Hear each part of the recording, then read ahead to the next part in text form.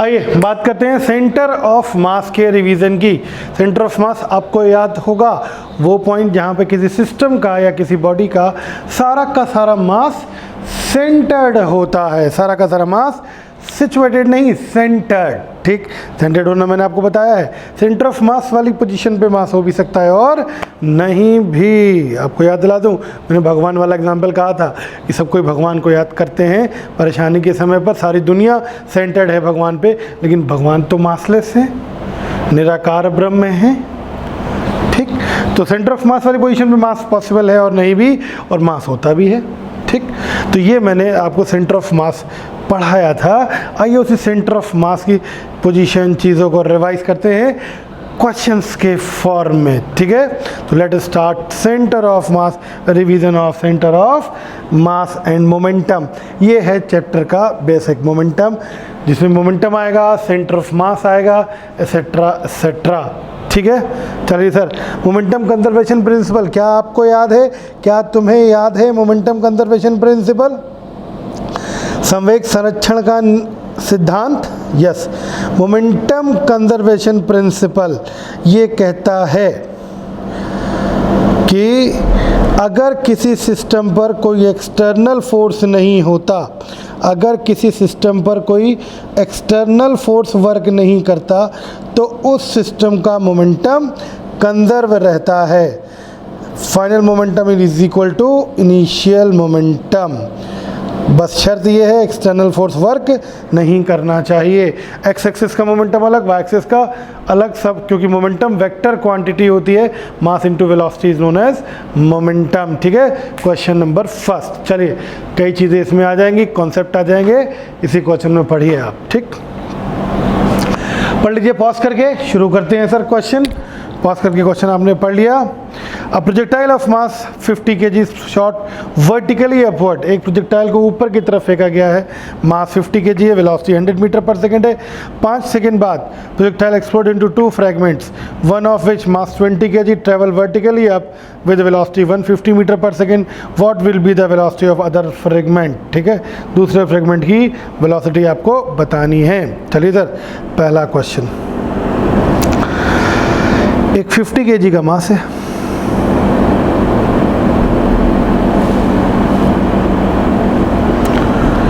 इसको हम ऊपर की तरफ फेंक रहे हैं। मान लीजिए 5 सेकेंड बाद, t is equal to 5 second बाद ये यहाँ पहुँचा। अब कहते हैं ये यहाँ जब पहुँचता है, ये 2 पार्ट्स में ब्रेक हो जाता है। 2 पार्ट्स में अलग कलर से बना रहा हूँ सर, 2 पार्ट में ब्रेक हो जाता है। एक पार्ट ये छोटा पार्ट जो कि ऊपर गया है, और एक पार्ट की वेलोसिटी मुझे नहीं पता है, तो मैं उसकी वेलोसिटी v वेक्टर कह देता हूँ। ठीक, जो पार्ट ऊपर जा रहा है उसका मास आपको 20 kg दिया हुआ है, और वेलोसिटी ऊपर दी है 150 मीटर पर सेकेंड से वो ऊपर जा रहा है। ठीक, ठीक है सर। जो टोटल मास अगर 50 kg है, ये 20 होगा, तो बता सकते हो इसका मास कितना होगा? मुझे लग रहा है टोटल 50, ये 20, तो 30 kg बचेगा। This is 30 kg। ठीक है, सब मोमेंटम कंजर्व कराते हैं IJK के टर्म में, लेकिन मुझे निकालना पड़ेगा। ये बॉडी को मैंने मास 50 kg है, इस बॉडी को कितनी वेलोसिटी से फेंका भैया? इस बॉडी को हमने 100 मीटर पर सेकेंड से फेंका है। कोई एक्सटर्नल फोर्स नहीं है, मोमेंटम कंजर्व होगा। घटना के पहले का मोमेंटम इज इक्वल टू घटना के बाद का मोमेंटम। और घटना घटी कहाँ है? यहाँ नहीं, यहाँ जिस पॉइंट पर घटना घटती है वहीं पर मोमेंटम को कंजर्व कराया जाता है। घटना से पहले का मोमेंटम इज इक्वल टू घटना के बाद का मोमेंटम। ठीक, तो घटना यहाँ घटी, तो उसका मतलब मुझे यहाँ वेलोसिटी निकालनी पड़ेगी, तभी तो हम घटना के पहले का मोमेंटम निकाल पाएंगे। यस, यहाँ 100 है, क्या आप वेलोसिटी निकाल पाओगे? यस, फाइंड कर सकते हैं सर। कैसे फाइंड करेंगे? गौर करिएगा sir.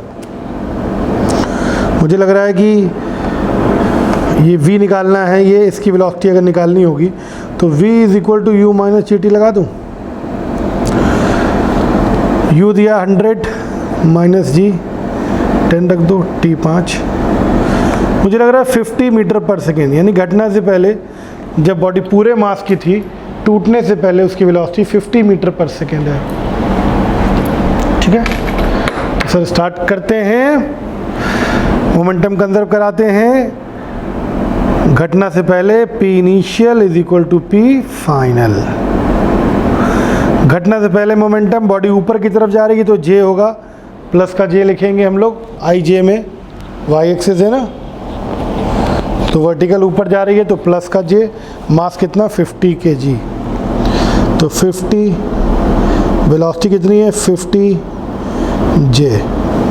J cap final 20 kg, velocity ये भी ऊपर जा रहा है, ये भी ऊपर ही तो जा रहा है 150 मीटर पर सेकंड से, तो J प्लस बचा हुआ मास है 30 kg, वेलोसिटी वेक्टर हमको नहीं पता। ठीक सर, इसको इधर ले आइए, तो 30 v vector is equal to 2500 J minus 3006। ठीक, तो 30 v is equal to minus का 500 J, तो v vector is equal to minus 500 upon 30 J, या फिर आप कह सकते हो minus 50/3 J। This is final answer. Minus आया, इसका मतलब ये बॉडी नीचे की तरफ आने वाली है। इसकी वेलोसिटी कितनी आ रही है माइनस 50/3 J ना, इसका मतलब ये किधर आएगा, नीचे की तरफ आएगा, निगेटिव y एक्सिस आएगा। क्लियर है सर? ठीक है, बोलो भाई, बात समझ में आ गई? चलिए सर अगले क्वेश्चन पे आते हैं। अगला क्वेश्चन है sir,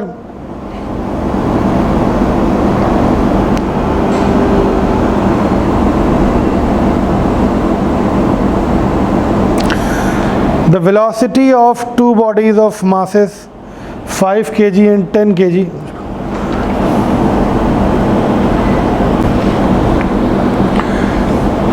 velocity of two bodies of masses 5 kg 10 kg positive x and positive y direction are 4 meter per second and 2 meter per second respectively, they collide and stick together, what is the final velocity? एक positive x एक positive y जा रही है। चलिए मैं बता रहा हूँ, देखिएगा सर, बहुत अच्छा क्वेश्चन है। सारे कॉन्सेप्ट देखिए, ये गागर में सागर है, सारे कॉन्सेप्ट आपके ऐसे ही रिवाइज हो जाएंगे। सब ये x एक्सिस है, y एक्सिस है, आपको पता भी नहीं चलेगा, आपके कॉन्सेप्ट रिवाइज हो गए। एक पॉजिटिव x जा रही है, एक पॉजिटिव y जा रही है और टकरा जाती है। पॉजिटिव x में इस बॉडी को अगर मैं कह दूँ ऐसे जा रही है,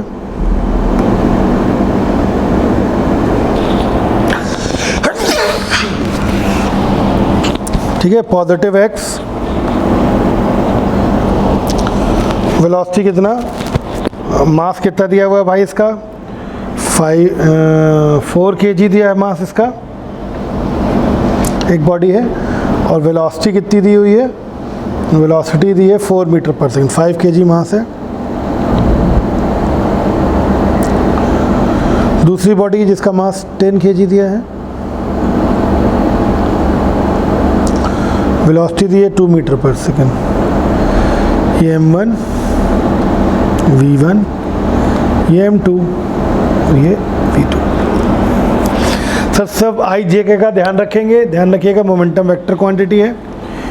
घटना से पहले का मोमेंटम इज इक्वल टू घटना के बाद का मोमेंटम, पूरा सिस्टम जुड़ जाता है और उसकी वेलोसिटी फाइनल मास m1 प्लस m2 हो जाएगा और फाइनल वेलोसिटी कुछ v हो जाएगी, पता नहीं कितनी है, निकालते हैं। घटना से पहले का momentum p initial is equal to p final, p initial बराबर p फाइनल होगा। सर गौर करिएगा, P इनिशियल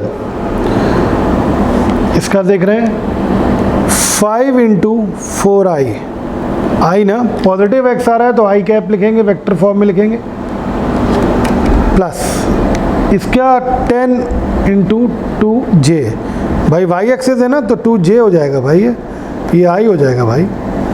ठीक, is equal to P final, P final यानी कि m1 प्लस m2, पूरा मास जुड़ गया ना, तो 5 प्लस 10 वी वेक्टर, ठीक। तो ये 20i plus 20j is equal to 15 V vector. तो वी वेक्टर कितना आएगा? वी वेक्टर आएगा 1/15 20i प्लस 20j। ठीक है सर। हाँ, डायरेक्शन वगैरह बहुत आसान है निकालना है सर। मैग्नीट्यूड निकालना हो तो वो भी निकाल सकते हैं। ऊपर निकाल दे रहा हूँ डिफरेंट कलर से सर। सर याद है आपको मैग्नीट्यूड? मैग्नीट्यूड होगा 15 तो बाहर ही रहेगा, अंडर रूट आई के कोफिशिएंट का स्क्वायर प्लस जे के कोफिशिएंट का स्क्वायर, दैट इज 1/15 इंटू 20√2। या फिर आप कह सकते हैं 4 से काट दीजिए, 4 5 नहीं से 5 से काट दें, तो ये 5 से काटेंगे तो मुझे लग रहा है ये 5 4 3 4√2/3। This is magnitude of velocity.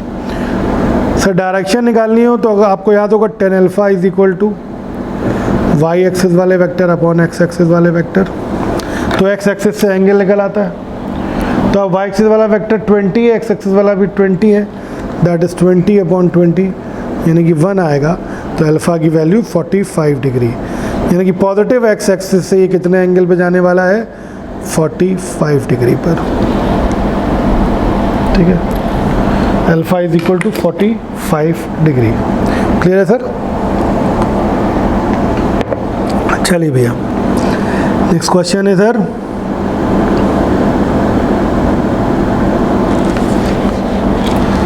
पढ़िए, सेंटर ऑफ मास के कोऑर्डिनेट निकालें। सब ये आईआईटी का आया हुआ क्वेश्चन है, आईआईटी लेटेस्ट, जो और ये आपके नीट एग्जाम में एज इट इज़ रिपीट हो सकता है। ठीक है, पढ़ लिया होगा आपने क्वेश्चन, पॉज करके पढ़ लीजिएगा।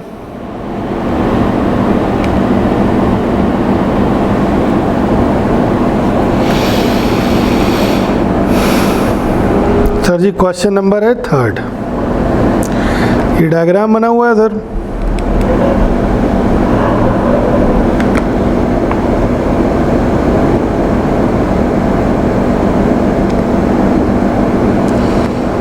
तीन मासेस है,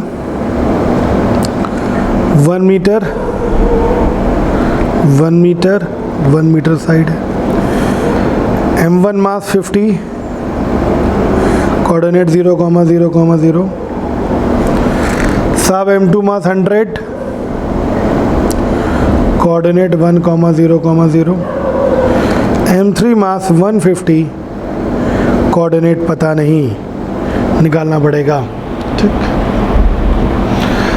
आपको याद होगा ऐसा क्वेश्चन हम लोगों ने अपने वर्क होम ऐसे वो क्लास वर्क की शीट में किया था। कोई दिक्कत नहीं, जैसे कोऑर्डिनेट निकालना, यहाँ से परपेंडिकुलर डाल दो तो ये 0.5 आएगा। अरे भैया पूरा एक है, एक का आधा कितना? 0.5।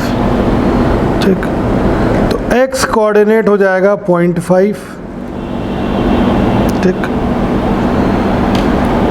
y कोऑर्डिनेट की बात करनी है तो y ये साइड निकालनी पड़ेगी आपको, यहाँ से लेकर यहाँ तक। कैसे निकलेगी यार? ये एंगल 60 होगा। बोलो भाई, इक्विलेटरल ट्रायंगल है ना, तो सब 60 60 60। मैं sin 60 लगा दूं इस वाले ट्रायंगल में। sin 60 is equal to perpendicular, ये y मान लूँ, लंब बटे कर्ण, तो y is equal to sin 60 या फिर √3/2। तो y कोऑर्डिनेट आ गए √3/2 और z होगा 0। बोलो भाई, ठीक है। अब सारे कोऑर्डिनेट पता हैं तो एक्सियम वाईसियम निकालना तो बहुत ही आसान है। एक्सियम होगा m1x1 प्लस m2x2, याद आया आपको, m3x3 upon m1 plus m2 plus m3।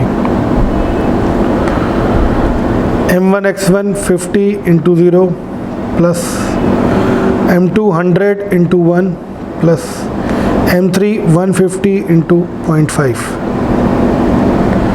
Upon 50 plus 100 plus 150। Solve करेंगे सर तो ये ऊपर आएगा 100 plus 75 upon 300, that is 175 upon 300, या फिर आप इसको 7/12 कह सकते हो। ठीक, ऐसे ही सर YCM फाइंड करना है तो YCM simple, YCM M1 Y1 plus M2 Y2, direct रख दे रहा हूँ, M1 50 into 0 Y1 plus M2 100 into Y2 0 है, Y2 0 भी है, प्लस M3 150 Y2 कितना √3/2 अपॉन 50 प्लस 100 प्लस 150, ये आएगा सर ऊपर 150 √3/2 और नीचे 300 आएगा, तो ये 2 बार कैंसिल होगा, दैट इज़ √3/4। ठीक, और ZCM 0 होगा। ठीक, तो सेंटर ऑफ मास के कोऑर्डिनेट क्या आ जाएंगे 7/12 कॉमा √3/4 कॉमा 0, ये फाइनल आंसर होगा। क्लियर है सर? ठीक है, ये सर अगला क्वेश्चन है, पढ़िए इसको आराम से, पढ़ लिया? पॉज करके पढ़ लीजिए सर, पढ़िए सर। आइए बात करते हैं, कहते हैं कि सर एक 2 ब्लॉक है,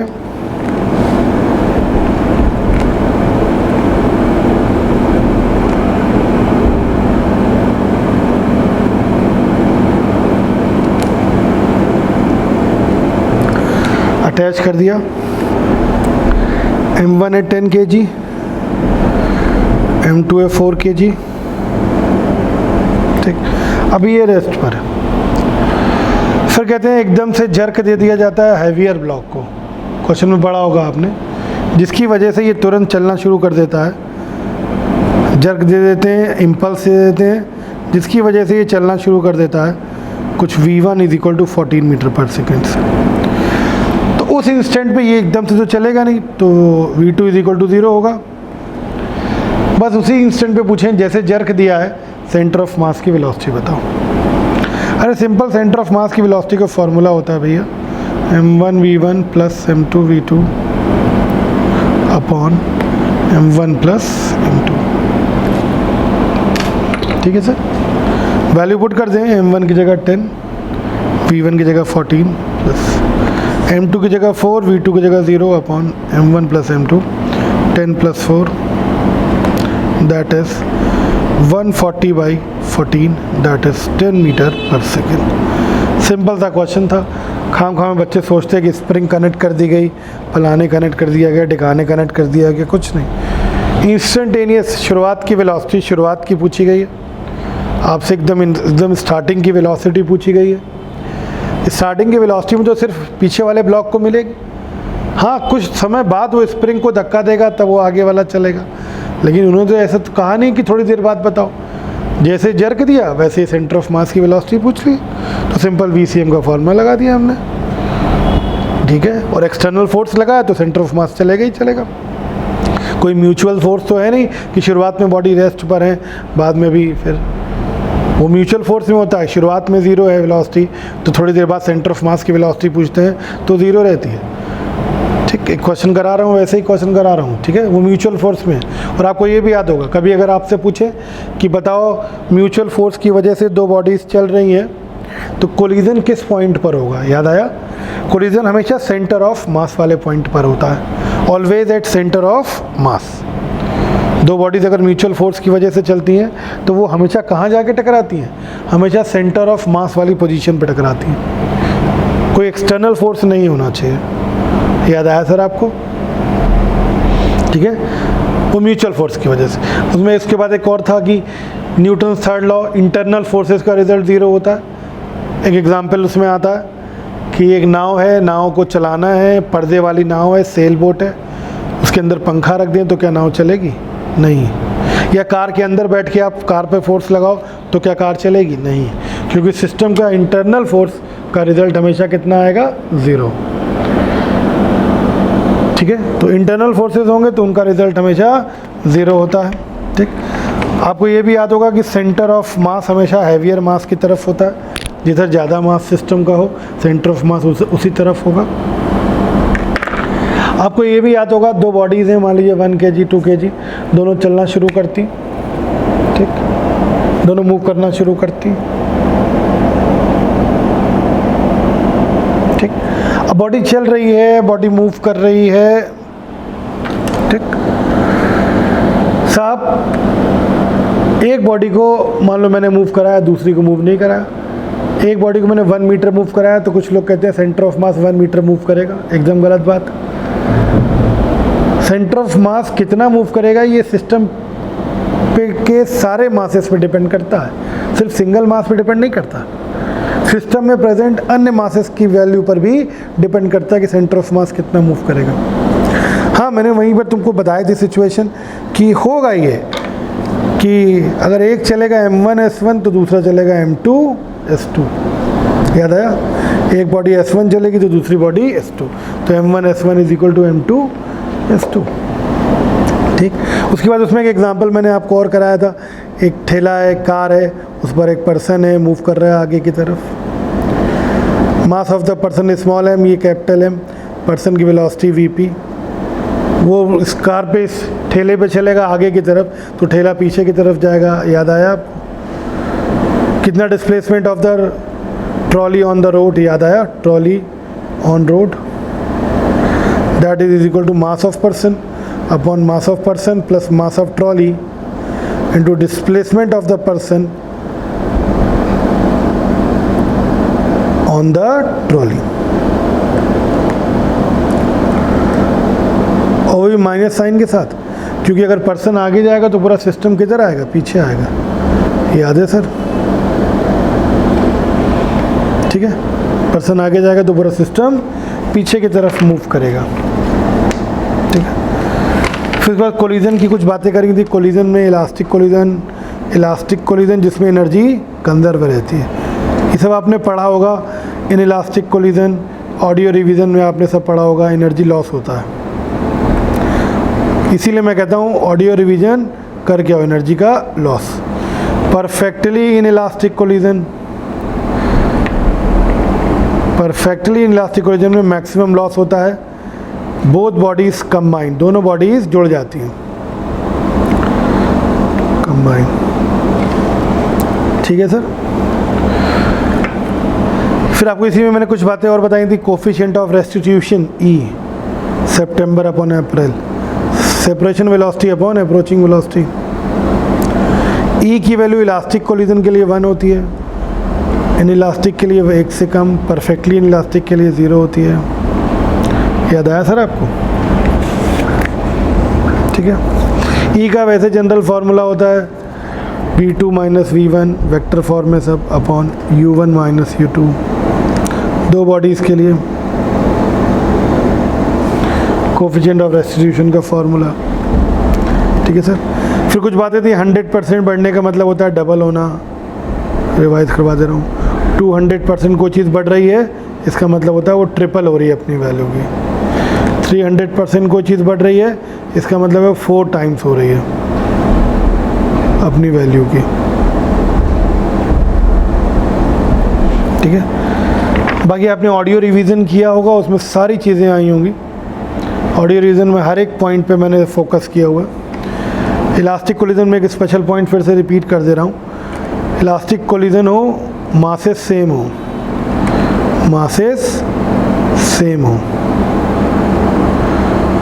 तो आफ्टर कोलिजन वेलोसिटी इंटरचेंज हो जाती है। कोलिजन के बाद वेलोसिटी